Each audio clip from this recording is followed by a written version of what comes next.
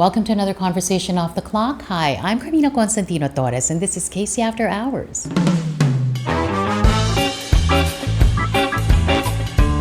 Hindi ko pinangarap maging superstar. Nakatulong na magbarkada kami kasi nakilala ko kung ano talaga siya. Kung ito yung plano mo sa akin, then I will accept. If I will not survive, then I will accept. But I will fight. I think dun lang na nag-sink in sa kanya na hala, yung anak ko nagka-cancer tas wala ako. Life is short. Totoo pala talaga yun. If nandyan pa yung industry for me, then why not? I will still go back. When I started this podcast, there were more questions than answers, but I was certain on one thing, that it be one where stories about what I cared for can be found. Yung tipong mga kwentong tungkol sa pamilya, sa pagsubok, sa hamon ng buhay, tungkol sa pagwawagi, sa pananampalataya, sa pagmamahal, sa bayan mano sa sarili. And so when I thought about our 100th episode, I wanted to tell her story. That's one of love, of fear and faith, of vulnerability, yes, but in the end, a story of strength. Joining us today, Kay Abad. Kay Abad. Hello po. Nice to see you. Ay, grabe. Thanks for coming to Manila. Of course. Fan ako, Miss Ano Carmina. ba? Ako kaya, since nagsisimula ka pa lang. In fact, in my head, magkapatid tayo. Bilang mga morena, di ba? Yes. Minsan ka lang kasi makakita din ng mga morena nung time na yon, and I felt it was kasi so... ang mga artista before Miss Tisa, kaya nga po nung nag-audition ako, sabi ko, paano kaya ako mapipili? Lahat ng kasama ko nag-audition, Miss Tisa. Oo. Ako parang nautusan lang akong bumili ng suka. Sobra ka naman. Totoo. Tas, Hindi, pero ando siya ha. Parang isa siyang, although, medyo mas matanda naman ako sa'yo ng konti, but it was so refreshing at that time to see, morena. Parehong, I think pinakita si Mr. M na, parang may potential tong morena. Meron naman. But it's nice to see you doing so well. Thank you po. Alam mo, bago ito, syempre naglabas ka nung video Yes, about your journey and all that. Yung iba, nung mga time na yon, the basic instinct was, ang lakas naman niya to show it, to share her story and all that. But I'd like to think na yung kalakasang pinamalas mo nung linabas mo yung video na yon, hindi lang dun eh. When you stepped away from show business, that entailed a lot of strength. I want to go to that first. Tell us about the life that you built away from the spotlight. Yes, I love it, Miss Carmina. I love my life now in Cebu. It's the life that yung pinangarap ko. Kasi pag in-interview ako before, nung 18 yata ako nun, and sinasabi niya, how do you see yourself 5 years from now? Di ba may mga ganyang questions. Sasabihin ko na, I see myself, may asawa na siguro ako by that time, may anak, which is na-delay kasi 35 na ako nakapag-asawa. And then sabi ko, parang nakikita ko na hindi na siguro ako mag-aartista. Yun yung lagi kong sinasabi. So, klaro sa'yo. Yes, I really wanted to be a housewife. A homemaker. Yes. So, nung finally nakapag-asawa ko, dinala ako ng Cebu, nandun yung life na gusto ko na yung they think kasi Cebu is a probinsya, which is not. Hindi, ang traffic nga. But yes. But I like it because if you want a city life, there's a city life. Correct. If you want beach and relaxing life, it's malapit there. lang din. Yeah. And there, malapit lahat. Like ako, my life there, I do my grocery alone. Wala akong kasamang yaya. Hindi totoo yung may bodyguards ako nag-grocery. Nakita ko yun. Hindi totoo yun. So ako lang. And then I bring my kids to school. I pick them up. Wala akong driver in Cebu. I drive myself everywhere. I go to my workouts. I meet my friends. As in simple life. And they don't treat me as artista there.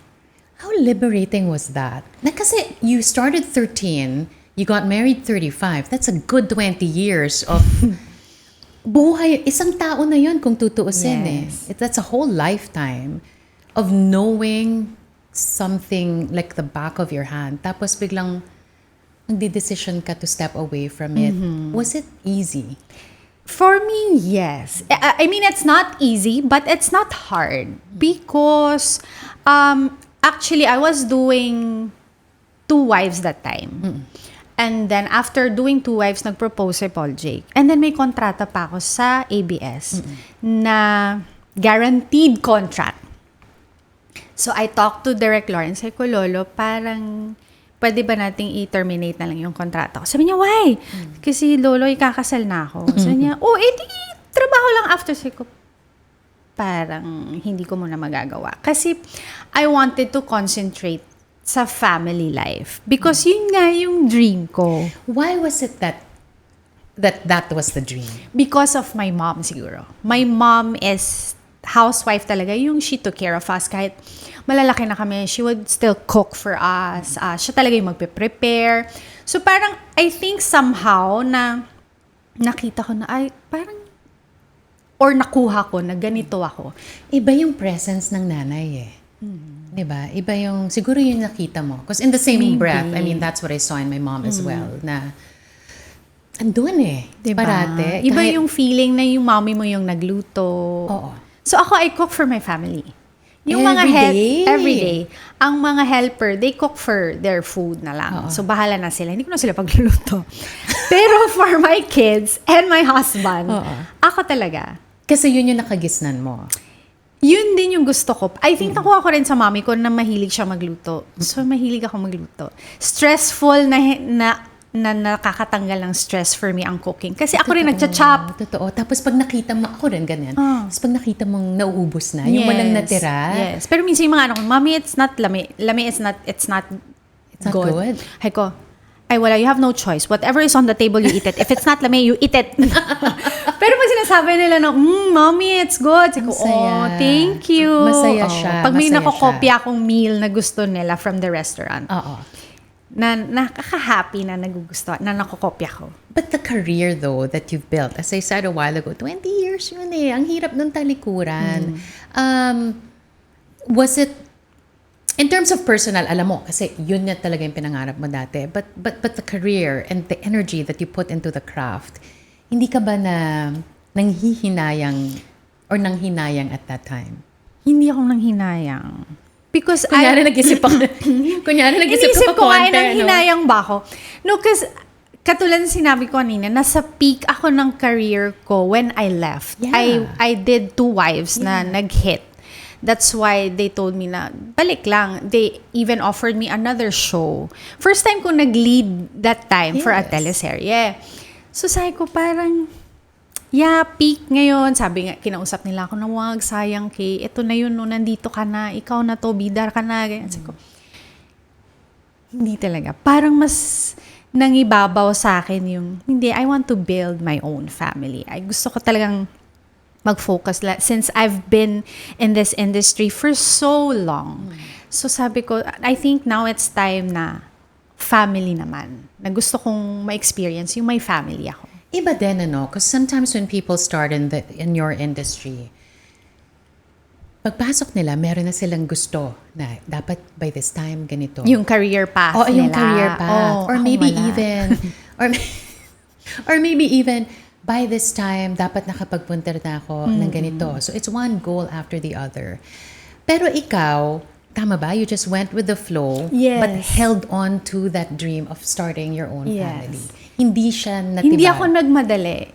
People would tell me, I remember people would tell me na, dapat mag-demand ka na dapat nagbibida ka na. You demand for your own shows. Sabi ko, parang ayoko naman. Kasi what if it doesn't work? Nasa akin yung pressure. If di mag-work, sabihin nila, ni-request mo yan, di ba? Oo. So sabi ko, hintay lang ako. Hindi ako nagmadali.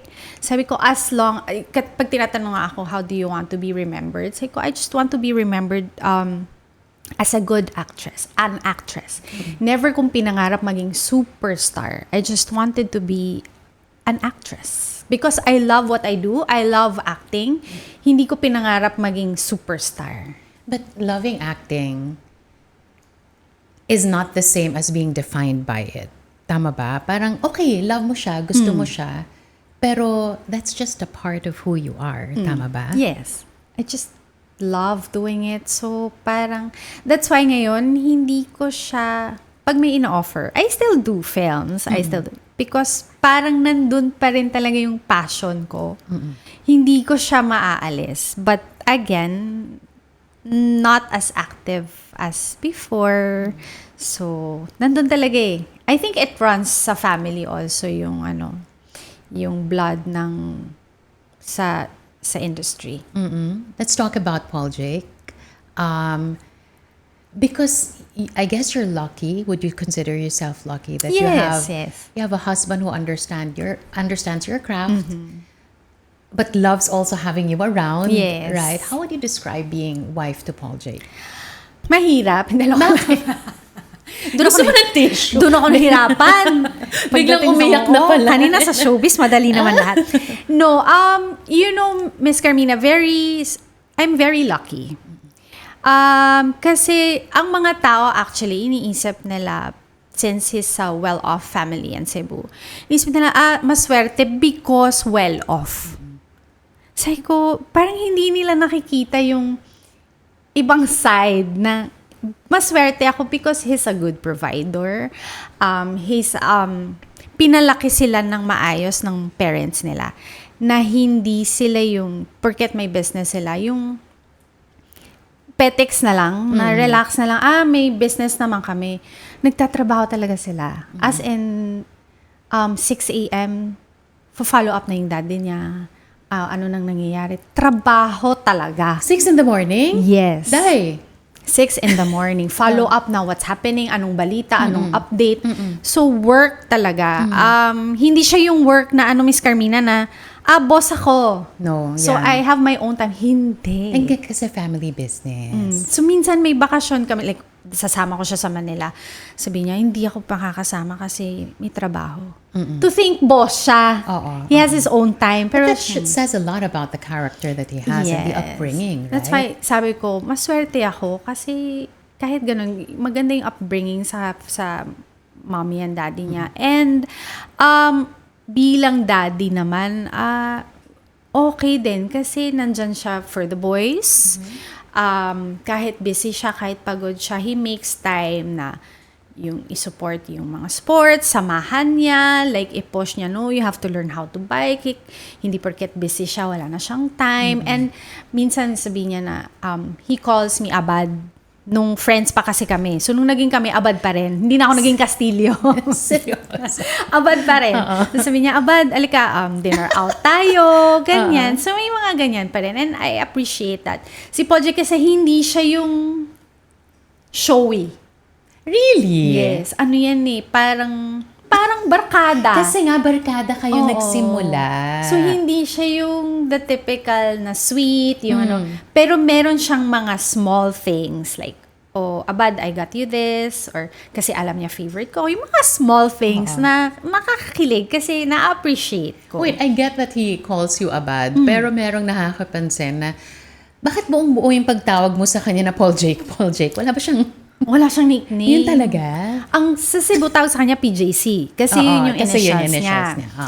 Before, bago maging kami, tawag ko sa kanya, Sir.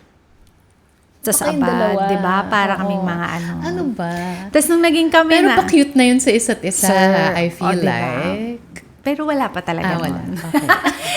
Tapos tinawag ko na siya nung naging mag-boyfriend-girlfriend na kami. My love, yung tawag ko. Oh. Tapos siya minsan, my love, pero parang bumalik siya sa Abad. Is he the same Paul Jake? Kasi 'di ba sabi ng iba, for a relationship to really last long, you have to be able to love the person's versions throughout the years. Kasi hindi naman pare-pareho lang. Yes. Otherwise, ang boring nun, 'di ba? So, how would you describe the evolution of your love for Paul Jake? And is he the same person as, the one that you married? Yes, actually the same. And I think nakatulong na magbarkada kami kasi nakilala ko kung ano talaga siya. Hindi yung best foot forward kasi gusto niya ako. So, papakita niya yung good sides. And then, pag naging kami na, ay, ganito pala siya. Parang ang dami mo ng, Diba? ang dami mo na napagdaan ng ganon. So, sa kanya, alam ko yung bad sides, alam ko yung good sides. So, sabi ko nga, dun ko nalaman na, mahal ko talaga. Kasi kahit nakita ko yung bad side niya, at the end of the day, parang ako, hindi parang I still want to be with him. Hindi ako nakipaghiwalay kasi parang naintindihan ko na, ganun siya yun yung ugali niya. Even nung naging kami, nung tinanong niya ako na kung pwede na kaming mag-boyfriend, girlfriend, ang tanong niya talaga sa akin, kaya mo kaya ako? Yes, kasi alam niya yung mahirap siyang i-handle. Really? Yes. At nakita mo yun? Tinanong niya talaga, kaya mo kaya ako? Then, ang sagot ko, naalala ko sa ko, tingnan natin kung kakayanin ko. Alam niya. And sinasabi niya sa akin na, yung mga ex daw niya, sinasabi sa kanya, alam mo, mas okay kang barkada kaysa sa boyfriend. Kasi I think he's that type of guy na mas barkada person siya. Na he treats, I think, yung mga girlfriend niya as barkada. So, sa mga babae, siguro parang nakukulangan sila Nakulang ng affection, ng yes. ganyan. Ako nag-start kaming barkada. So you didn't then expect? Oo. So I get it na. Pag may ginagawa siyang Kinikilig beyond the ako. ordinary. Kasi feeling ko barkada kami. Isa kapag nag-holding hands. Alam mo, Miss Carmina, Kuha ngayon, ka na, pag nasa banyo ako, tapos nakikita ko yung mga damit niya sa walk-in closet. Hanggang ngayon, pag tinitingnan ko, grabe no, magkasama na kami sa bahay, asawa ko na siya. Dalawa na yung anak niyo. Oo, may ganun pa rin ako. Tapos kinikilig ka pa rin? Huwag na natin ilabas, konti. Baka lumaki ulo eh. Hindi, pero totoo yun. Kailangan kinikilig pa din. Diba? Yeah. Hindi, kasi kami rin ng asawa ko, ang tagal na namin together. Like, ang tagal na. Pero kinikilig pa rin ako. O diba, maganda yun. Oo. Nakakatakot pag wala ng kilig. Hindi, totoo. Na parang you're just there for the companionship and yung nasanay ka na siya na yung kasama And then mo. you take each other for granted, Diba? right? And all of this maybe came to the fore when you had your diagnosis. Ano yung unang thought na pumasok sa'yo bago mo patawa before you made that phone call? That Because phone call. Paul Jake wasn't there. Wala. That I have to inform him right away. Kasi Miss Carmina, nung sinabi sa akin nung doctor, nung kinonfirm pa lang niya sa clinic pa lang, parang in denial pa ako. Ha? Hindi pa nababiopsy eh. Paano mo confirm na sinabi niya it's 95%? Talaga ba? Pero ito yung tanong ko. Kasi parang, okay, you chose to come out with it. Kasi hindi mo alam kung how it will end, di ba? Yes. Kasi parang, okay, so you took a year. It took you a year because you didn't know how it was gonna end. So you decided.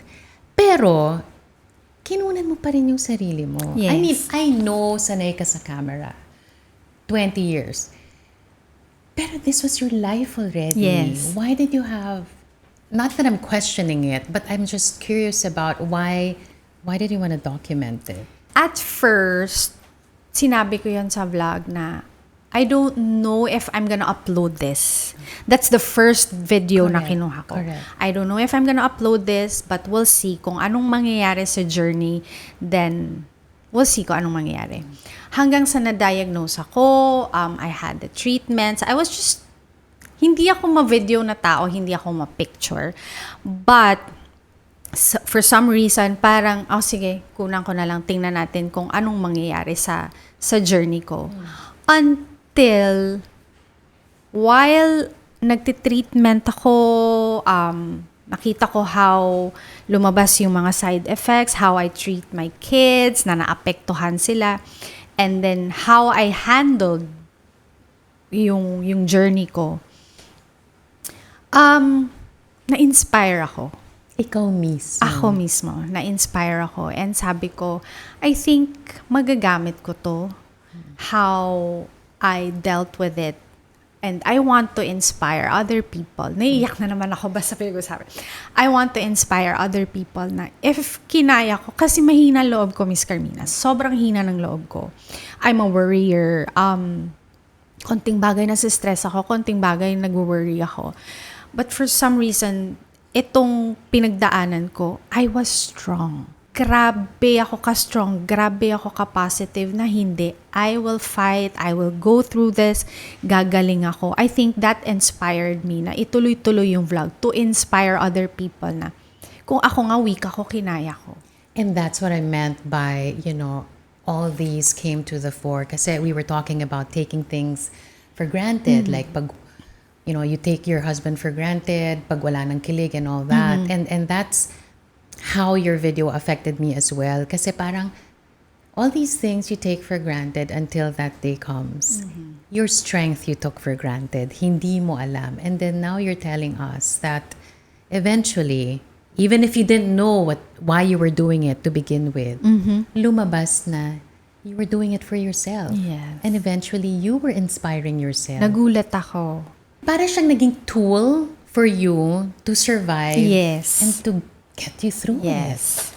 Parang binigyan ako ng lesson ni Lord na huwag mag-take advantage, na hindi lahat nakukuha material, enjoy your life. Kasi yung pinagpipray ko every night na don't take me yet. Because I'm very happy with my life. I'm very contented with my life. That was before the diagnosis? Or during? During, yes. So, sabi ko, wag muna, Lord. And I think yun, binigyan niya ako ng lesson na, sige, ito yun. Ito yung life. So, naging strong ako. Binigyan niya ako ng strength. So, hindi mo naisip yung fear? Wala. Kasi, di ba, strength? I never questioned him. Never. Sabi nga nung friend ko na, never. Sabi ko, never. Si Paulo, sabi niya, never mo question. Sabi ko, never talaga. Para sabi niya, never mo question, bakit hindi na lang siya? Sobra ka! Oo, sabi niya talaga, never mo question na, bakit hindi na lang siya, or siya yung salbahe, bakit hindi na lang siya? Sabi ko, never talaga. Parang inaccept ko na lang siya na, kung ito yung plano mo sa akin, then I will accept. If I will not survive, then I will accept. But I will fight. Sabi ko nga, hingi ako ng tulong sa iyo, Lord. But I will do my part. I will fight. And you fought so hard without even telling the kids about it. Even my mom. Even your mom. Paano ka susulong sa isang gera na hindi alam ng tatlo sa pinakamalalapit sa puso mo? Doon ka rin kumukuha ng lakas, di ba? Kasi yung purpose ko why I hid it from her, because worrier din yun. As in, mas grabe pa sa akin. So, I think, sabi ko nga, baka ako masurvive ko siya, hindi niya masurvive. Baka mauna pa siya sa akin if sabihin ko sa kanya. Naisip mo lang yan? Yes. And I talked to my sister and my brother. Sabi nga nila na, wag na lang. And I think blessing in disguise also na nasa Cebu ako. So, every time we travel, hindi niya alam. She's not aware.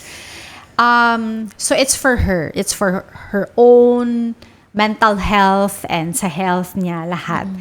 And again, sabi mo, Miss Carmina, malaking bagay yung support ni Paul Jake. Na nandyan siya. Yung one of the side effects kasi sa gamot ko is weak ako. Hinang-hina ako. Like, I'm taking oral chemo, but it's the same effects as kanang nagki-chemo. So I'm very weak. I have joint pains, mood swings, lahat. But siya yung, no, tara, gusto mong mag-workout, samahan kita. Workout tayo. You wanna do this? Tara. Let's have dinner with friends. Ganyan. Very supportive siya. If I wanna go out and hang out with friends, sige, go, labas. Chismisan, it takes away yung mga iniisip ko if nagchichismisan kami ng friends ko. So, very supportive siya. I think sa kanya ako kumuha ng lakas. And one more thing na tinulungan niya ako. Alam mo ba na for the whole time, akala ko I was just stage 2.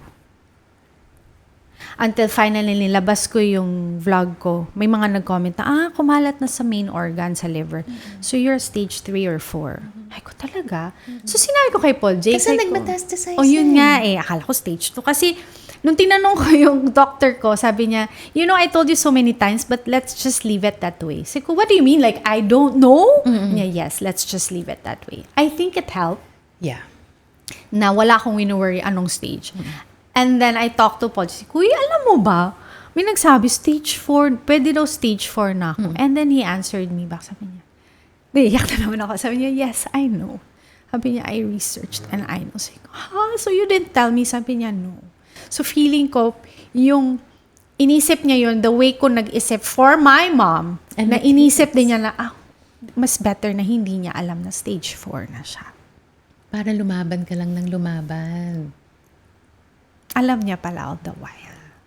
Nag-iiba yung usapan kay when you think about your kids. I think the reason why the tears are coming out as well is because you didn't know that you were that close to leaving your kids. As in? And at that time, they were how old? 7 and 3. Kinwento ko nga, 'di ba, pag magpe-perform sila sa school, naiiyak ako. Ako din. Ay, sorry. Kasi inisip ko, oh my God, this might be the last time I will see them perform. Kahit naka-costume siya, na happy siya nagsasayaw, naiiyak ako kasi, what if this is the last time? And I don't know. So, yeah, every time I think about my family, grabe ako ma-affected. When you finally told your mom, though, how was that like? Crazy. Hindi niya maintindihan. Nagalit ba? Hindi. Pinlano namin ng sister ko na paano natin sasabihin na hindi na siya mag-worry. Kasi kung sisimulan ko from the start na, ma, alam mo ba, ganito, na-diagnose ako, baka mag-palpitate, high blood. Oo. So, inisip ko, paano ko sasabihin sa kanya na uunahin ko na tapos na? Na okay na ako. So, yun nga yung pinlano namin na, sige, magpapatattoo ako, then ipapakita natin sa kanya. So, pinlano pa namin, baka hindi niya naiintindihan yung sign na ribbon, which is true, hindi niya nga nag-get. Sabi niya, alam ko yan, kakamping. Hindi kakamping to! Sabi ko, so finally, in-explain ko, ma, ibig sabihin yan, survivor ka. Sabi niya, so bakit ka meron? Sabi ko, kasi nga, survivor ako. Ha? Clueless siya. Hindi niya magets.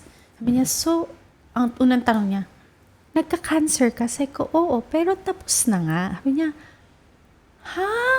Tapos tumingin na siya sa sister ko. Sabi niya, Sarah, hindi ko alam. Sabi ni Sarah, yes, that's why hindi namin sinabi. Kasi you will react that way. You will worry.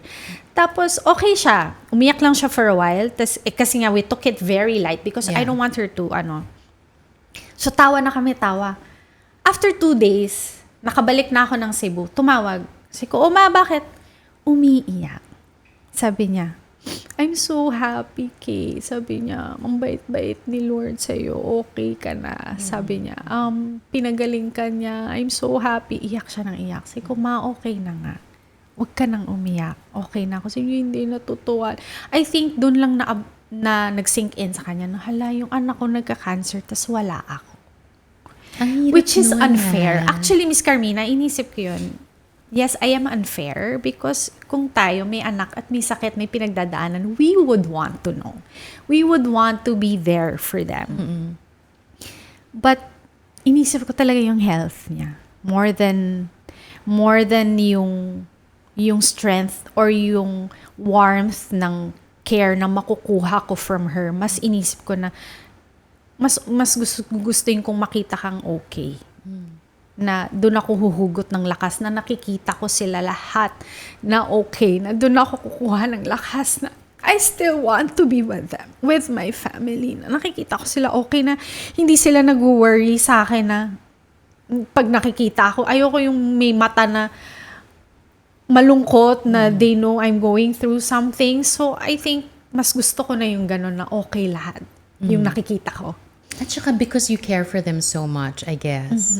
To see that they're like that because na okay of you. Na lang, ako na lang yung may pinagdadaanan, hindi na ako mandadamay. Hindi ka na mandadamay. And it was also important for you to be at your physical best.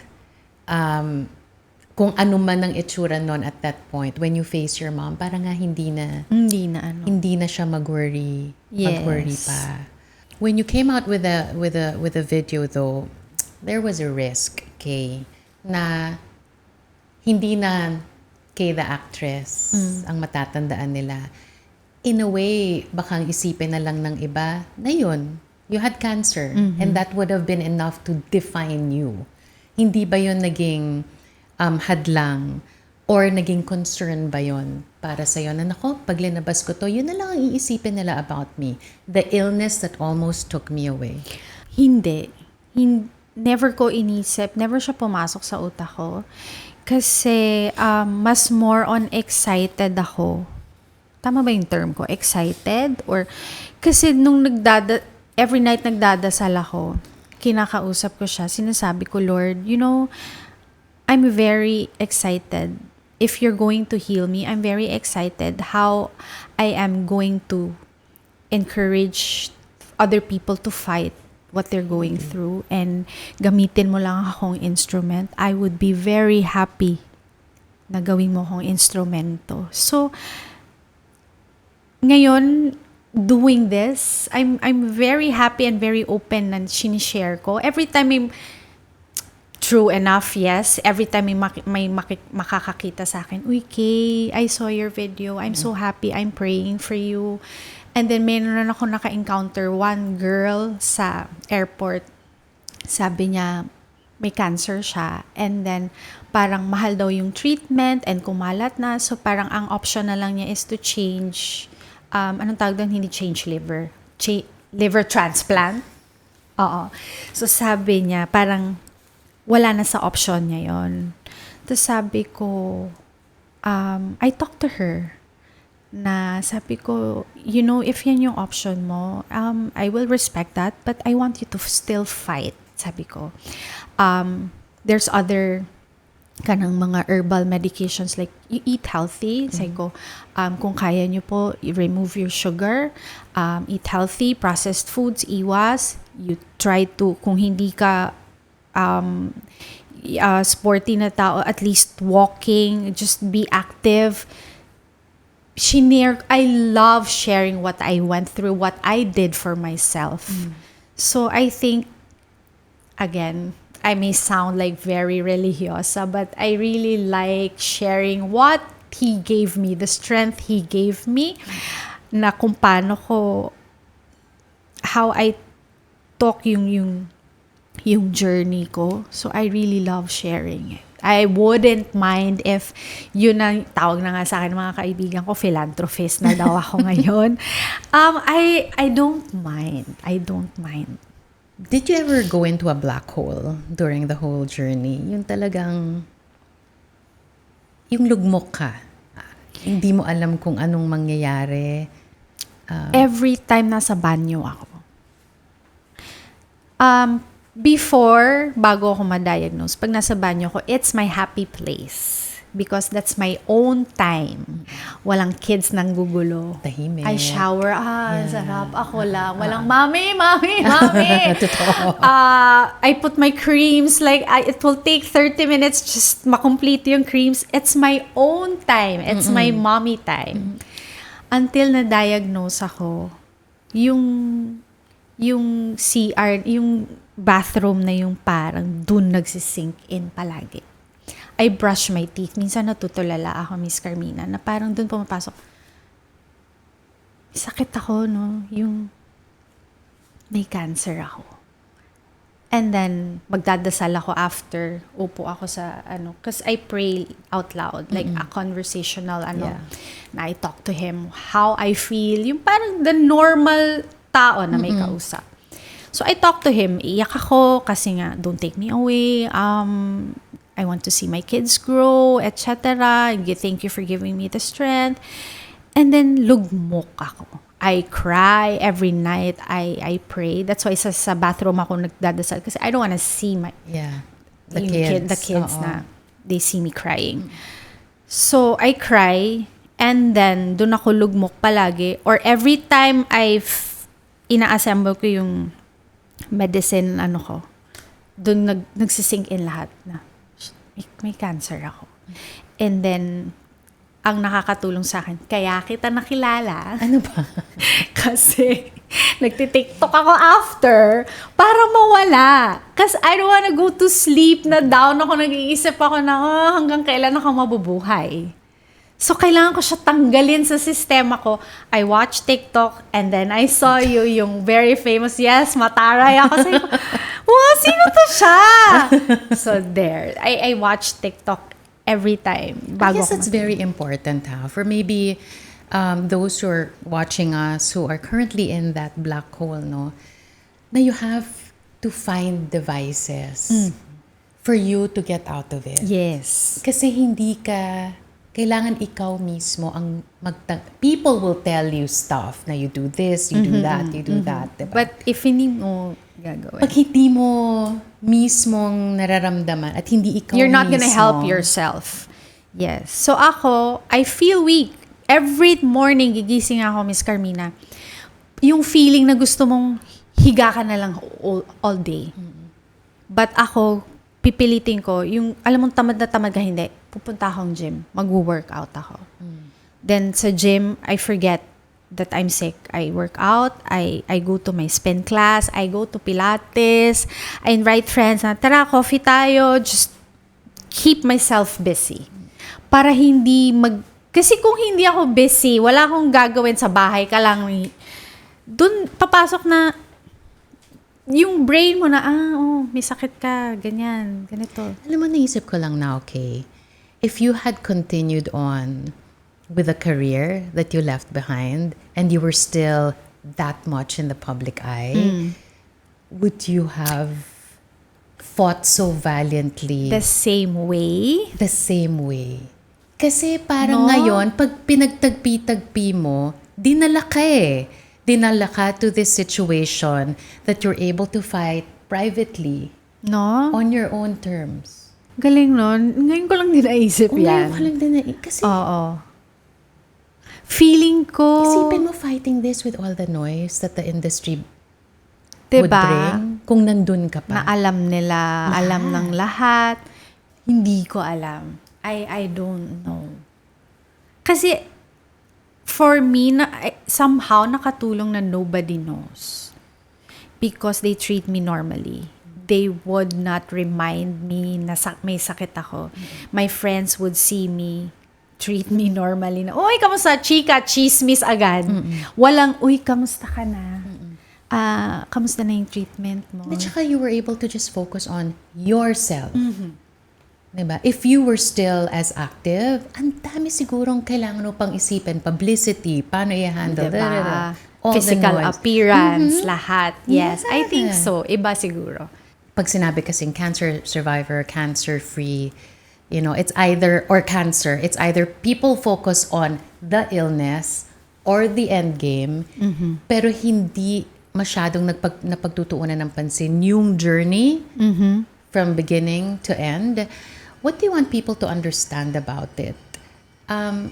Yung hindi maintindihan ng mga tao na kailangan nilang maintindihan. Because I guess no journey is ever the same, no? Iba-iba. Like how you handle it, iba-iba. Because ang daling sabihin na laban, we can fight, we are strong. Ang dali-daling sabihin. But it's really, really hard. Na at the back of your head na, paano? Paano ka lalaban? Iniisip mo na, yung kinukontra mo yung, hindi ka pwedeng mag-init ng ulo kasi hindi naman nila alam, hindi nila naiintindihan yung pinagdadaanan mo. At wala ka ng energy mag-explain. O, diba? Yun yung mahirap na part na yung pinagdadaanan ko, ako lang. Wala akong, well, yeah, of course, my husband is there, but other than that, wala. It's just me. Kasi even if they say, okay, cancer afflicts a person, buong pamilya damay dyan di ba? Usually, yes. Di ba? Kasi yung caregivers and the concern, like it or not, talagang kailangan nandun yung family support. But ano yung pwedeng sabihin, halimbawa, ng isang tao na hindi naman niya alam kung anong sasabihin dun sa nakararanas ng kondisyon na yun at that point in time? Because we can say wrong things, di ba? Na mas makakabigat pa. Yeah. Pero ano yung pwedeng sabihin? I have few friends na may alam. And ang laging nakakatulong for me. Kasi ako umabot sa point na I feel ugly because of my medication. Tapos, syempre, di pumapayag si Pojik magpakulay akong buhok kasi nga chemical. So, umabot sa point na I feel very ugly.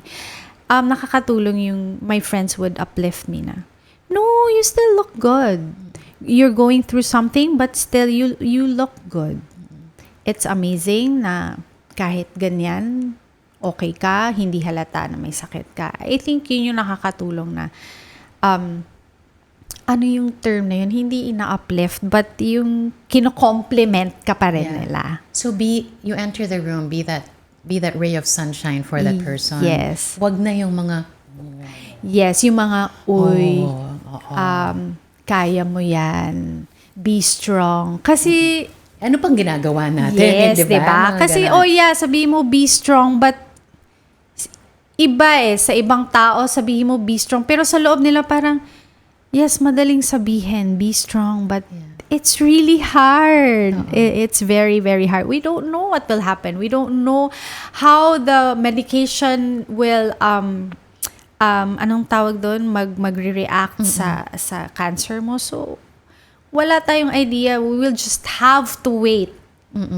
So, kailangan maging strong, but it's really hard. So just be positive. Positive. Yes, Ganun positive. lang. Kasi every second counts. So, Yes. kung nandun ka, And try not to remind them that they're sick. Try to treat them as normal na, uy, tara, parang wala. Kasi I think the more na ma-remind sila, the more na parang, you're not helping me kasi nakalimutan ko na nga eh. tinatry mo na nga mag-look forward. Yung happy hormones, biglang okay ka din, mariremind ka, uy, nga pala, babaksa ka na naman. So I think, So don't remind them of the Try deficits, yes. of the weakness, but just keep on looking forward. So as you walk away from it, what did the illness bring to your life that you will hold on forever as something that contributed positively to you as a person? treasure life. Life is short. Totoo pala talaga yun. Like, I was just normal girl na sa Cebu, have kids, very happy, very content. Biglang isang ganyan, nagpa-check because of my gallbladder. Sinabi lang niya, pa-check ka. And then, yun na yun. Diagnosed, dire-diretso na, you have cancer. Siguro, ganun kabilis. Treasure, your time with your kids, with your family. Kung kayang to forgive yung mga tao na nagkasalang mga kaaway. Wag nang magbuhos ng bad energy. Kung may nakaaway, wag mo nang just forget. Enjoy life and wag mong mag-take advantage sa katawan. Number 1, your health. The illness taught you to live in the moment. Yes. Na hindi lahat, tsaka kuripot kasi ako. Pero ngayon, parang naisip ko, shoot, paano nga kung konti na lang yung days na nandito ako. So now, pag may gusto ako, well, hindi naman yung tipong Hindi ka naman mapalustay. Hindi naman. But if I really like it, then why? Kasi lagi kong thinking, yung mother-in-law ko nga nagagalit. Sabi niya, ba't di ka bumili? So, kasi ma'am, parang sinisave ko siya for in case of emergency. Sabi niya, anong emergency yung pinaglalaanan mo? If you want it, you worked hard for it, then buy it. Sabi ko, wag na lang. So ngayon, may mga sige, gusto ko naman. Pero yung mga talaga, yung mga worth it bilhin, yung tipong timeless, hindi yung dahil uso lang. Yeah. So, medyo gumagastos na ang konti. Wow, congratulations to you. And maybe creating more memories, right? Hindi lang yung basta humahapyaw yung buhay, yung nandun ka na talaga. Yes, yung mga, pag may gusto sila kahit hindi ako mahihilig mag-outdoor, kahit mainit, pag may soccer, sige, sama si mommy, I will watch. Kasi yung, mommy, why don't you watch? My other classmates, their mommies are there. I go, sige, mommy will watch. Kahit bawal ako mainitan, sige, I will watch. Yung mga ganong moments. And then yung pag, mommy, kayo nga sabi nila, i-cherish mo na yan habang bata pa. Habang they still want to be with you. I-cherish mo na gusto nila nandun ka. So, i-cherish na yon. So, kaya rin siguro pag may mga offers na serye, sabi ko, hindi muna siguro. Kasi bata pa yung youngest. So, I still want to be with him yung while growing. Siguro pag matanda na siya, then if nandyan pa yung industry for me, then why not? I will still go back. Well, here's to creating more memories. Here's to living in the moment. Yes. And thanks for sharing this Thank moment you with din, us. Miss Kay Carmina. Abad in the podcast. Thank you so much. Thank you for having me. Thanks for coming all the way from Cebu. Yes. Thank you. Thank you. And that's it for another episode of Casey After Hours. You know the drill. Like and subscribe. I'll see you on the next one.